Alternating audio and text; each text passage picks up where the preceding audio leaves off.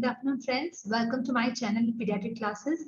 Today, we are going to discuss about another important topic, that is counseling session in pediatrics. This is most commonly asked, especially during Vivas in medical undergraduates. According to the cohorts, we have around 2.5 marks.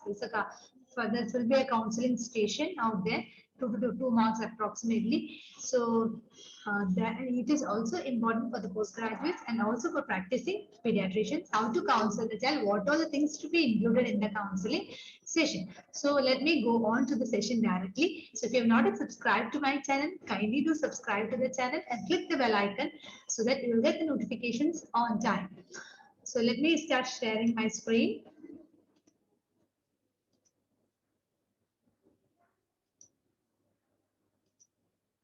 Okay. So I will be discussing about around 10 cases. Okay. So just have a note of it. So whatever is the case, whatever the case for counseling given to you, the first and foremost thing is you have to greet the parent and also introduce yourself. We have established a rapport, explain the matter very clearly and confidently. We have to clarify any doubts asked by the mother or the caretaker. Please avoid medical jargons. Don't use medical terminology so much. These lay persons attending or listening to a talk. In some states of India, actually they expect the counseling to be done in their mother tongue. So according to the concerned medical colleges, you make the thing. I have put the things points in English. You can make the necessary modifications in your regional language if the examiners are expecting it to be in the regional language. So conclude and thank, and also before that they had encouraged the mother to ask questions also. So each and every point will be carried on. So please don't forget, I always tell my students, don't forget to greet the parent, introduce, and the other things you tell, and at the end of the session, conclude and thanks to the thing. You say thanks to the parent also. So these things will carry marks. So don't forget and read the questions clearly before starting to count because you will have enough time. So around here in our place, we give around 2 minutes for the counseling session. So it depends. If it's a postgraduate, you'll get some more time. Depends on the university. Okay. So first counseling session is around 18-month-old baby is admitted with simple febrile seizures. Counsel the mother regarding the febrile seizure prophylaxis. So what are the things you will be asking? So first thing is, as I told, we have to greet the parents and introduce. We have to establish a rapport. Explain to the mother that this is a condition that occurs in children around 6 months to 60 months when the child is having fever. Explain the mother to do tepid sponging and give paracetamol whenever the child has fever. The child should be kept in sideline position at the time of fever to avoid aspiration. Always in this case, explain what is the risk. There's a risk of around 30 to 50% after of recurrence risk after the first episode of febrile seizure. Prophylaxis with oral clobazam or oral diazepam. So we can tell the mother that the doctor will be giving you a medicine which has to be given whenever there is fever. It may have to be given the required dosage by daily or twice a day for around 3 days. Reassure the mother that the long-term prognosis is excellent. And ask the mother if there are any further doubts and then conclude the session. So don't forget all these points.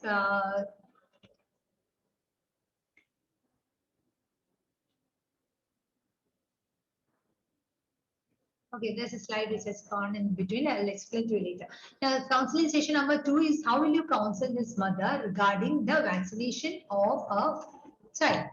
So again, you have to greet the parents and introduce yourself, establish a rapport, ask the age of the baby, find out what are the vaccines the child has already received, explain about whatever vaccines are yet to be received, and also explain about the vaccines like pneumococcal, varicella, hepatitis A, and the typhoid, other than the national immunization schedule. Because national immunization schedule also we need to explain and also inform about other vaccines too.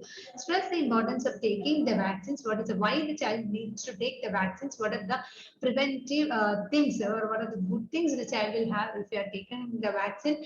And also the need to take pulse polio vaccination regularly up to the age of 5 years.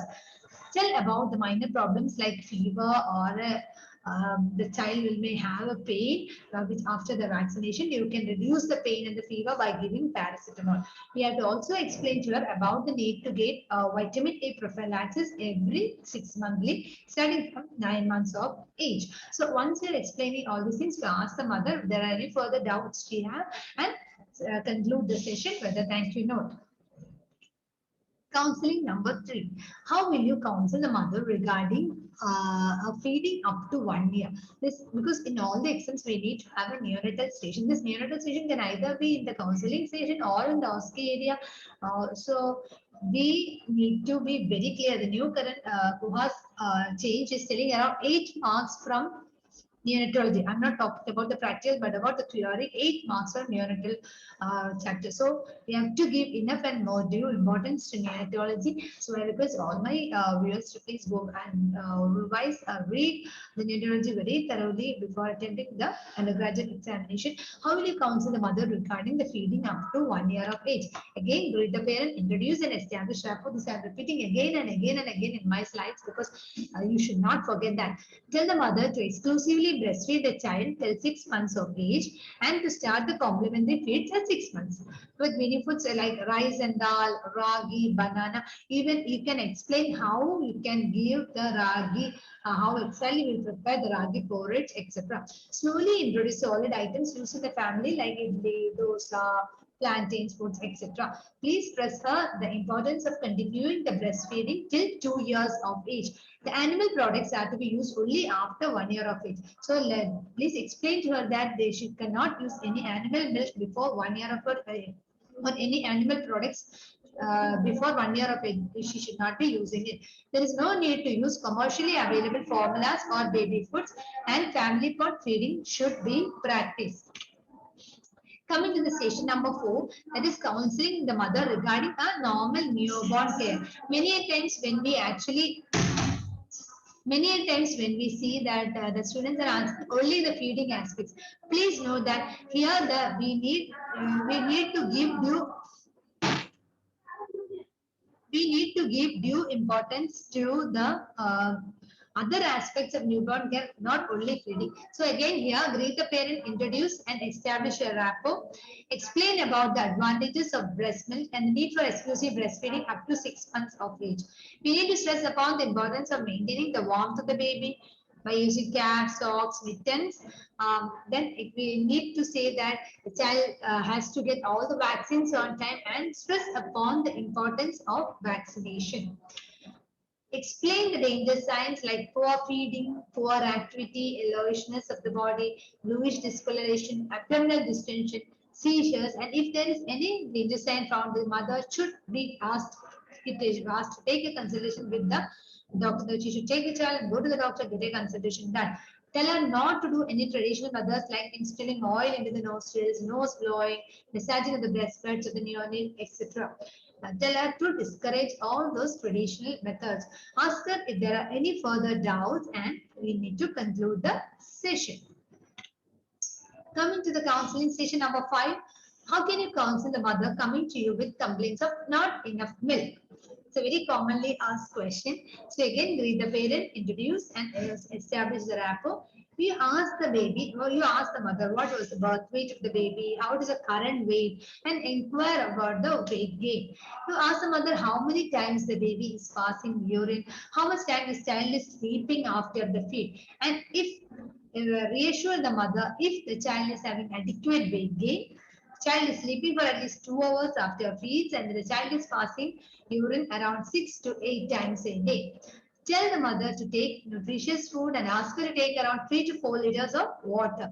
Explain to the mother about the advantages of exclusive breastfeeding and also tell her to bring the baby for regular weight checkup.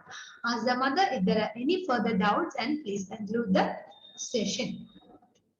Coming to the station number 6 is a 1.5-year-old child brought to casualty with watery diarrhea and no dehydration. Talk to the mother regarding the plan of management. So this is a child very clearly it is watery diarrhea and there is no dehydration. So again here you need to read the parent, introduce and establish the rapport, advise the mother to continue the breastfeeding and ask her if she is giving any bottle feed and ask her to stop that if it is there. Because there is no dehydration, ask her to encourage more home available fluids like kanji water, tender coconut water, etc. Kanji water is nothing but it is rice porridge or okay, thin water. The child can be offered ORS or child can be offered ORS also. So reassure the mother that the diarrhea usually settles in 2 to 3 days. Ask her if there are any further doubts and also explain to her certain dangers and the child is an excess thirst or reduced urine output, persistent vomiting, high purge rate, blood in stools, high fever persisting beyond 2 days, alteration in sensory, etc., the child should be brought back to the hospital. Ask the mother if there are any further doubts and conclude the session. Coming to the session number 7, a 1.5-year-old child brought to casualty with watery diarrhea and some dehydration. Counsel the mother regarding the plan of management. So ask her to administer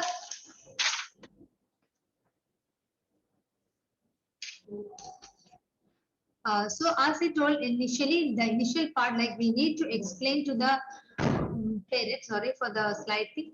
So explain again here, ask the mother, establish rapport, greet the mother, ask the mother how many times the child is passing urine and assess the child and then has found that the child is having some dehydration. Now we need to give ORS. So as you know, in some dehydration, we give ORS around over 4 hours, we need to give 50 ml per kg. So this sorry. Okay. So here, after explaining all this, tell her to administer the ORS with spoon or Paladay in small sips. The approximate amount of ORS to be given is around 50 ml per kg over 4 hours. Explain to the mother to continue giving ORS and ask her to continue breastfeed also and to monitor the stool and the urine output. Tell her to stop bottle feeding if she is giving it. Ask the mother if there are any further doubts and conclude the session. Coming to the counseling number 8, a 8-year-old is diagnosed to have nephrotic syndrome. She's on oral steroids and fit for discharge. Counsel the mother about the management at home and what she needs to do further. Here, again, greet the parent, introduce, establish the rapport, explain to the child is having a kidney disease called nephrotic syndrome where the child will be losing proteins in the urine. Ask her to give medicines as per the doctor's advice and not to stop the medicines without the doctor's instructions.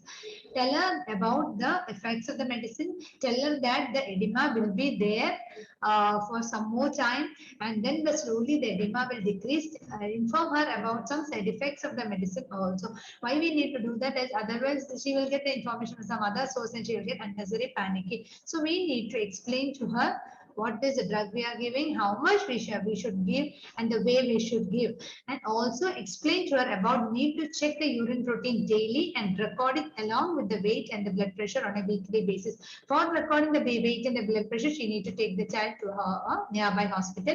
It can explain the procedure of checking the protein in the urine.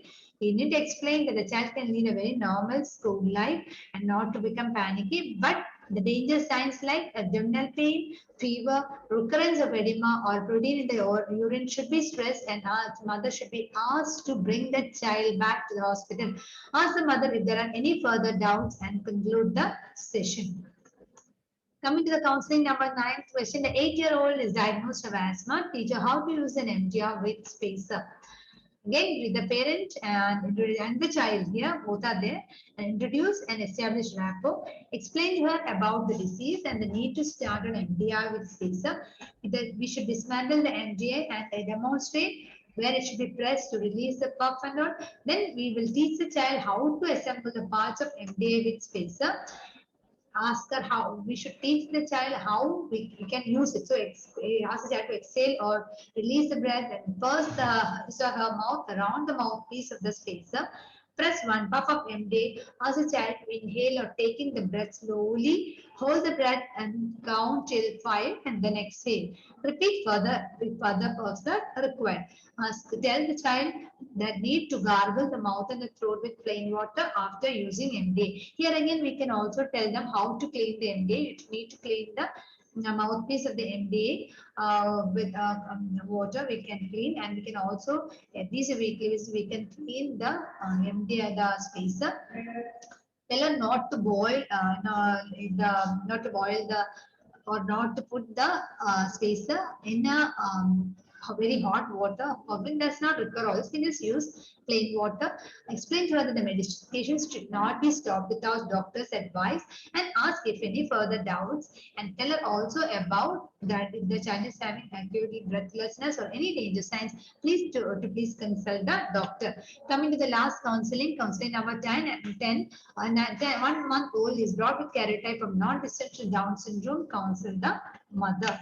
Here again, read the parent, introduce, establish rapport. See, this condition. So explain that the child is having Down syndrome.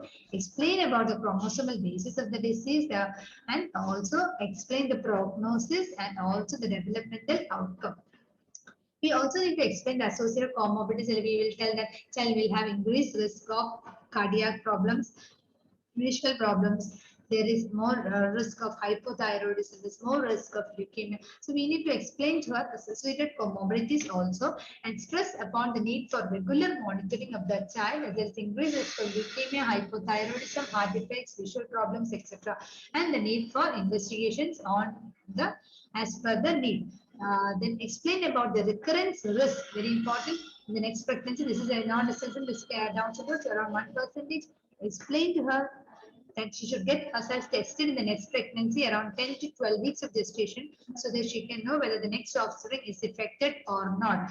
Ask her if there are any further doubts, and then conclude the session. So now viewers, this is in short about the counseling part. There are lots and lots of questions which can be discussed and which can be asked for an exam, but maintain the general principles of discussion. And also we, in any case, if it is asked, please understand that we need to establish the rapport, brief the parent, establish the rapport, explain about the disease, explain about the treatment, explain about if there are any preventive methods that also need to be stressed, and ask the parent or encourage the parent to ask further doubts.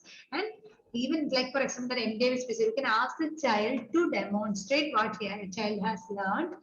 Okay, that's a very effective way teaching certain skills or demonstrating certain things. So you can ask the child to show back how actually it is done. So I have explained that you can make your necessary modifications onto the discussion part of it, and conclude the session with a thank you note. And thank you. That's all for today's session. And if you're not yet subscribed to my channel, please don't forget to subscribe.